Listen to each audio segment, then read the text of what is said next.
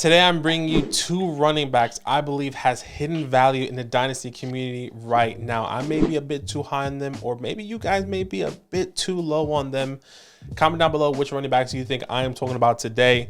And as always, go to flogfantasy.com/land, the best place to support what Zach and I are doing here. Not only do you get our rankings, our articles, our bonus content, you get it from all the other content creators on there. So once again, flogfantasy.com/land, get 30% off at sign up, and let's get straight into the video. My first running back, and I already know I'm going to get a little bit of heat for this video, and that's okay.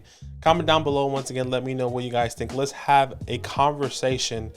My first guy I believe that can bring hidden value is Cam Akers, currently running back 23 in the community. He's my RB22. And let's just start from the top. Let's start from the beginning. Cam Akers, a second-round pick coming out of Florida State. He was a running back that we all were kind of excited of. We loved the landing spot where he went, with Matthew, or at the time, Jared Goff. You know, Sean McVay was there. He was okay. We finally drafted a running back, which we were excited for that workload and that opportunity for Cam Akers in his first year. Obviously, didn't see that work in the production that we were hoping for in year one. Obviously, year one, he was dealing with injuries in the first half of the season with a knee injury.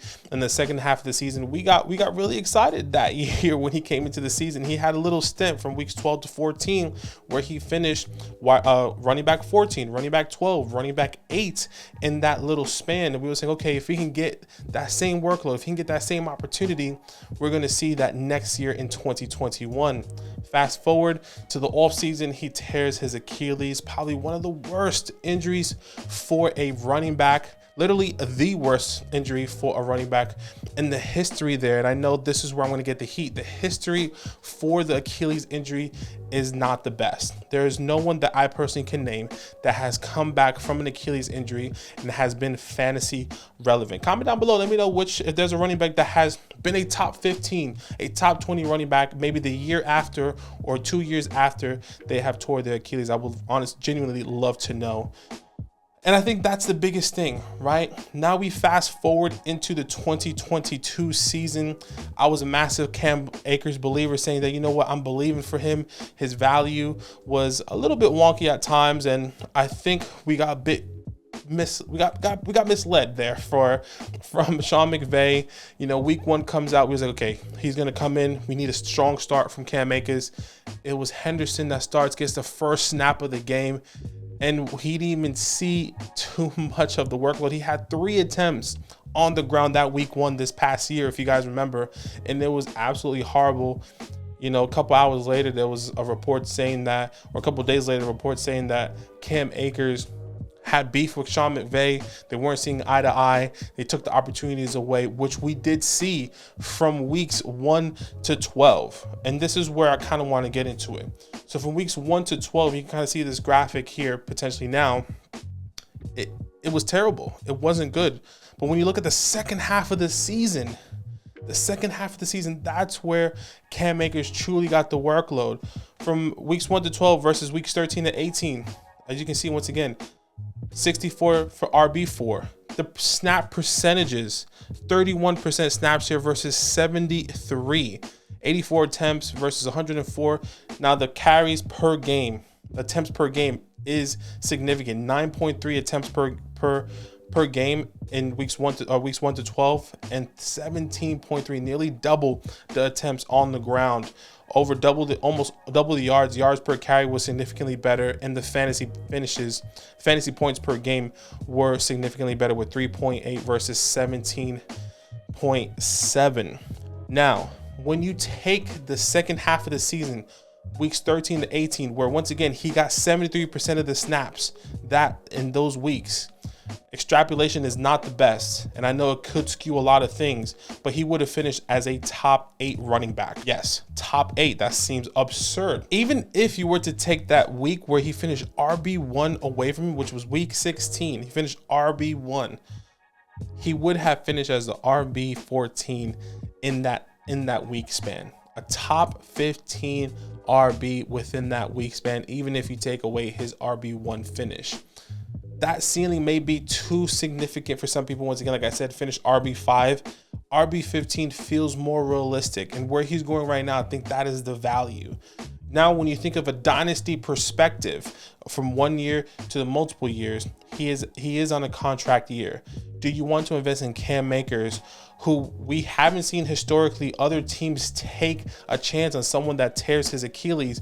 But if he does come back and has a top 15 running back finish, he could potentially see a 2-year contract extension. He could potentially go to another team that is going to pay him give him a 2-year deal. And if you are in this middle of the pack team, you're looking at your hybrid. Obviously, this is not specifically for a rebuilding team. I think there's opportunity. Let me remind you, Cam Akers is only 23 years old. 23 years old. So there's still a lot of gas, a lot of room, a lot of opportunity for Cam Akers to develop and to flourish after this Achilles injury. Now, if you're wanting to acquire Cam Akers, that might be a little bit tough because of the price. Because nobody really wants to sell Cam Akers or buy Cam Akers for a first, and no one really wants to sell him less than a second. Which now I ask you the question, do you want to buy Cam Akers for a second, or do you want to buy Cam Akers for a first? Obviously, everyone would say a second round pick, and that's where I would go. A second round pick in 2024, I'm really happy with. And if you are somebody that hasn't done their 2023 rookie drafts yet, the 112, the 111, the 201 feels really comfortable right now. But once again, that is up to your discretion. There's so many ways that you can go about this. One other thing before I close about my Cam Akers take, I really want to bring to your guys' attention. His rookie year, he didn't have Matthew Stafford. In 2020, Matthew Stafford was not on this team. In 2021, he didn't play a snap with Matthew Stafford until the playoffs, if you guys remember that correctly, when they won the Super Bowl in 2021. In 2022, he only played 31% snaps with Matthew Stafford and Cooper Kupp. Now, if they can get Matthew Stafford, Cooper Kupp, and Cam Akers on the field, this offense could now pick up some steam. This offense can now then see, the opportunities where, hey, we got a running back that can do some damage. We also got Matthew Stafford and Cooper Kupp, who you guys already know. And no one's going to be stacking the box right now with Cam Akers, knowing that Cooper Kupp's, is going to get double teamed. That's the difference. So I think there's so much opportunity. I think we can see a massive bounce back, not only from this offense, but from Cam Akers as an individual. And this is why I believe he is a hidden gem in the fantasy community right now. RB23, I think he is going to be truly going down once we have an understanding of where Dalvin's going, once we have an understanding of Javonte Williams. I think we're going to see Alvin Kamara. We're going to see some of these running backs kind of fluctuate in the next couple months, and Cam Akers could be that guy that could be falling even further down the rankings. So if you can, go out and get Cam Akers. My second running back that you should be going out and trying to acquire right now, that is James Cook. He is RB28 in the community. He's my RB26. And let me talk about the limited opportunities he got on the ground, but how efficient he was when he had the ball in his hand in 2022. Let's talk about his stats. Only 91 attempts on the ground, just over 500 yards, 2 touchdowns, only 21 receptions, finished RB 44 this past year. And he only saw 25% of the snaps in his rookie season. He really didn't get too much of the workload. I mean, his highest snap percentages in a game was in week 18 with 56% of the snaps. That was his highest, and that wasn't even his best week. So that is something to look into, just to keep in mind. But once again, let's talk about the efficiency and how great he was when he had the ball in his hand. He was first in breakaway runs. And what does that mean?